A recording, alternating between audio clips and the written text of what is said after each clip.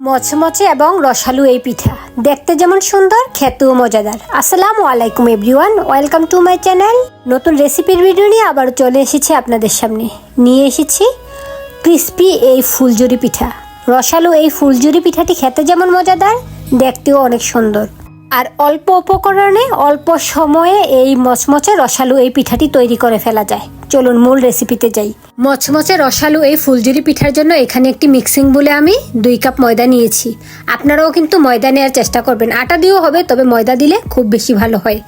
ময়দার সাথে আমি পরিমাণ মতো লবণ দিয়েছি, 1/2 চা চামচ পরিমাণ লবণ দিয়েছি। এখন 4 টেবিল চামচ পরিমাণ ঘি দিয়ে নিচ্ছি। ঘিয়ের পরিবর্তে আপনারা তেলও দিতে পারেন, তবে ঘিটা দিয়ে নিলে স্মেলটা অনেক বেশি সুন্দর হয়। এই ঘিটা এই ময়দার সাথে আমি মাখিয়ে নিচ্ছি। এখানে ময়ান দিয়ে নিচ্ছি। পারফেক্টলি ময়ান দিলে এই পিঠাটা একেবারে ক্রিস্পি হয়, তাই পরিমাণ মতো তেল বা ঘি দিয়ে পারফেক্টলি ময়ান দিয়ে নিতে হবে। এখন অল্প অল্প করে পানি দিয়ে এটাকে আমি একটা শক্ত ঢু তৈরি করে নিব। পরোটাটা যেমন তৈরি করি এর চেয়ে একটু শক্ত রাখবো, অনেকটাই শক্ত রাখতে হবে। এই খামিরটা শক্ত হলেই পিঠাগুলো পারফেক্টলি তৈরি করা যাবে। আর এখানে আমি 1/2 কাপ পানি নিয়েছি। প্রথমে 1/2 কাপ পুরোটাই লেগেছে, তারপরে আবারও 2 টেবিল চামচ পরিমাণ পানি লেগেছে। আপনাদের কম বেশি লাগতে পারে। অল্প অল্প করে পানি দিয়ে এই ডোটাকে আমি মেখে নিয়েছি। এখন এটাকে রেস্টে রেখে দিব 10 মিনিট। এই 10 মিনিট রেস্টে রাখার মধ্যে আমি তৈরি করে নিব চিনির শিরা, অর্থাৎ চিনির রসটা। সেজন্য এখানে একটি চুলায় প্যান বসিয়ে দিয়েছি, এর মধ্যে দিয়েছি 1 কাপ চিনি।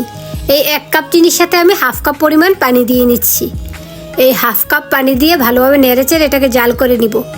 অবশ্য আপনারা চাইলে চিনির পরিবর্তে গুড় দিয়ে ওই শিরাটা তৈরি করে নিতে পারেন। এখন এই শিরার মধ্যে আমি 2টো এলাচ দিয়ে নিচ্ছি, এতে করে এই শিরার স্মেলটা অনেক বেশি ভালো আসে। যারা পছন্দ করেন না তারা এটা স্কিপ করতে পারেন। 2-3 মিনিট অনবরত নেড়েচেড়ে এটাকে জাল করে নিব। এর মধ্যে শিরাটা অনেকটাই ঘন হয়ে এসেছে, আমি এটাকে চেক করে নিচ্ছি। 1 তার হলেই শিরাটা পারফেক্ট হবে, এটা 2 তার বা 3 তার হতে হবে না। আর আমি এতে পানির পরিমাণটা পারফেক্ট দিয়েছি, এতে করে বেশিক্ষণ জাল করে নিতে হয়নি। এখন এটা চুলা থেকে তুলে ঠান্ডা করে নিচ্ছি। আর এখানে 10 মিনিট পর ফিরে এসেছি তৈরি করে রাখা খামিরের কাছে। খামিরটাকে আমি ভালোভাবে মথে নিচ্ছি। ভালোভাবে মথে এটা দিয়ে আমি রুটি তৈরি করে নিব। আর এই সবটা খামির দিয়ে আমি একটা রুটি তৈরি করব। একেবারে বড় সাইজের একটা পাতলা রুটি তৈরি করে নিব। আর এখানে রুটিটাকে বেলে নেওয়ার জন্য ময়দার পরিবর্তে আমি কর্নফ্লাওয়ার ইউজ করছি। এতে করে এই রুটিটা ক্রিস্পি হবে, কারণ একেবারে আমি মচমচে তৈরি করব, সেজন্য ময়দার পরিবর্তে এখানে আমি কর্নফ্লাওয়ার ইউজ করছি। আপনারাও চেষ্টা করবেন কর্নফ্লাওয়ার দিয়ে এভাবে বেলে নিতে।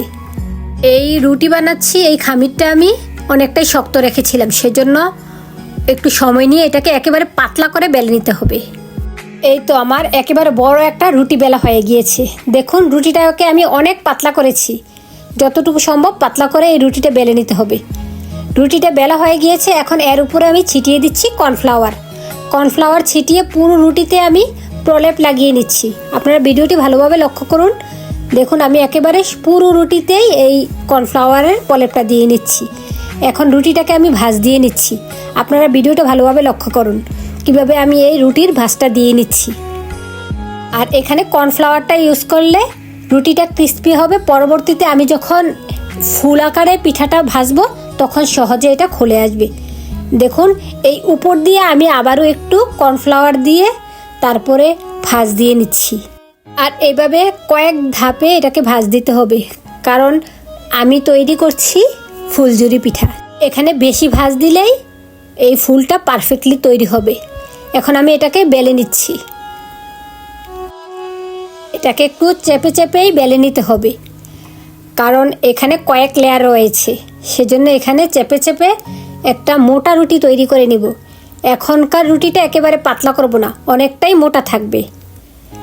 আপনারা দেখুন আমার বেলা হয়ে গিয়েছে। আর এই রুটির পুরুত্বটা কেমন রয়েছে দেখুন, কতটা ভারী রেখেছি। এখন আমি এইটাকে সাইড থেকে কেটে নিব। প্রথমে সাইডটাকে কেটে নিচ্ছি, তারপরে আমি পিঠাগুলো বানানোর জন্য যেই শেপে কাটবো সেই শেপটা দিয়ে নিব। প্রথমে সাইডটা স্মুথ করে কেটে নিচ্ছি। দেখুন আমি 1/2 ইঞ্চি পরিমাণ করে কেটে নিচ্ছি। আপনারা এর চেয়ে বেশি রাখতে যাবেন না, 1/2 ইঞ্চি রাখলেই হবে। 1/2 ইঞ্চি করে লম্বালম্বিভাবে এটাকে রোল আকারে কেটে নিচ্ছি। এই রোল আকারের অংশগুলো দিয়েই আমি এই ফুল পিঠাটা তৈরি করব। আপনারা অবশ্য এখনও বুঝতে পারছেন না এই রোল আকারের অংশটা দিয়ে কিভাবে ফুলটা তৈরি হবে। আপনারা পুরো ভিডিওটা দেখে নিন, তাহলে বুঝতে পারবেন। এই অংশটা আমি 3 ভাগে কেটে নিব। 2 ইঞ্চি পরিমাণ করে করেই এটাকে কেটে নিচ্ছি। আর এখানের প্রত্যেকটা অংশ দিয়ে এক একটা পিঠা তৈরি হবে। আর এই পিঠাটা ভাজাতেই পারফেক্টলি তৈরি হয়, সেজন্য ভাজার অংশটা পারফেক্টলি করতে হবে। এখন কাটার পর আমি একটা অংশ তুলে নিচ্ছি। এই অংশটাকে আমি মাঝ বরাবর একটা সুতা দিয়ে বেঁধে নিব। সুতাটা দিয়ে বেঁধে নিলে ভাজার পর এই অংশটা ফুল আকারে তৈরি হবে। আপনারা হয়তো এখনও চিন্তা করছেন বেঁধে নিচ্ছে ফুলটা কিভাবে তৈরি হবে। আপনারা ভাজতে গেলেই দেখতে পারবেন কিভাবে ফুলটা তৈরি হয়। মাঝে বরাবর একটা সুতা দিয়ে আমি বেঁধে নিয়েছি। এখন অতিরিক্ত সুতার অংশটা আমি কেটে নিচ্ছি। এইভাবেই একটা এখানে বেঁধে নেওয়া হয়ে গেল। একইভাবে আমি সবগুলোই বেঁধে নিব। দেখুন, আরেকটা আপনাদেরকে বেঁধে দেখিয়ে দিচ্ছি। মাঝ বরাবর সুতা দিয়ে বেঁধে নিলেই হবে। এখানে গিঁটটা পারফেক্টলি দিতে হবে, আবার যেন একটুতেই খুলে না যায়, সেজন্য আমি 2টা গিঁট দিয়ে নিয়েছি। একইভাবে আমি সবগুলো পিঠা এভাবে বেঁধে নিয়েছি। এখন এগুলো ভেজে নেওয়ার পালা। পিঠাগুলো ভেজে নেওয়ার জন্য চুলায় একটি প্যান বসিয়ে দিয়েছি। এখন এর মধ্যে আমি একে একে পিঠাগুলো দিয়ে নিচ্ছি। আর ভাজার জন্য তেলটা খুব বেশি গরম করব না, কিছুটা গরম হওয়ার পরই একে একে আমি পিঠাগুলো দিয়ে দিয়েছি। আর দেখুন, এখানে আমি খুব বেশি পরিমাণে পিঠা দেইনি, কারণ এই পিঠার ফুলগুলো এই তেলের মধ্যেই তৈরি হবে, সেজন্য এখানে একটু বেশি জায়গা লাগবে, তাই ফাঁকা ফাঁকা দিতে হবে। দেখুন, পিঠাগুলো সাইড থেকে ছেড়ে ছেড়ে আসছে। আপনারা ভিডিওটা ভালোভাবে লক্ষ্য করুন। এখানে আমি একটা চামচের সাহায্যে চাপ দিয়ে এটাকে ধরেছি সাইড থেকে, এগুলা আর একটু নাড়া দেওয়াতে ফুল আকারে তৈরি হয়ে গিয়েছে। অবশ্য আপনারা ভিডিওটা ভালোভাবে লক্ষ্য করলেই বুঝতে পারবেন, সব কিছু কথায় বোঝানো যায় না, ভিডিওটা লক্ষ্য করলেই বোঝা যায়। দেখুন, ফুলগুলো তৈরি হয়ে গিয়েছে। এখন এগুলোর এপাশ ওপাশ করে ভেজে নিব। আর অবশ্যই এই মুহূর্তে চুলা আঁচটা মিডিয়াম লোতে রাখতে হবে, কারণ এগুলো একেবারে মচমচে হবে। এপাশ ওপাশ ভাজা হওয়ার পর এগুলা প্যান থেকে তুলে নিচ্ছি। এখন আমি আরও কয়েকটা পিঠা দিয়ে নিচ্ছি। পিঠাগুলো একটা চামচ দিয়ে চাপ দিয়ে ধরাতে সাইড থেকে পাপড়িগুলো খুলে যাচ্ছে। পিঠাটা প্রথমে চ্যাপ্টা আকারে তেলে দেয়া হয়, তারপরে এটাকে এক পাশ করে নিয়ে একটা চামচ দিয়ে চেপে অন্য চামচ দিয়ে পাপড়িগুলোতে একটু নাড়া দিলেই পাপড়ি আকারে ফুলগুলো ফুটে ওঠে। একইভাবে আমি সবগুলো পিঠাই তৈরি করে নিয়েছি। আর এদিকে চিনির শিরাটাও ঠান্ডা হয়ে গিয়েছে, আর পিঠাগুলোও অনেকটাই ঠান্ডা হয়ে গিয়েছে। গরম অবস্থায় আমি দিব না, ঠান্ডা হওয়ার পরে আমি এই শিরাতে দিয়েছি।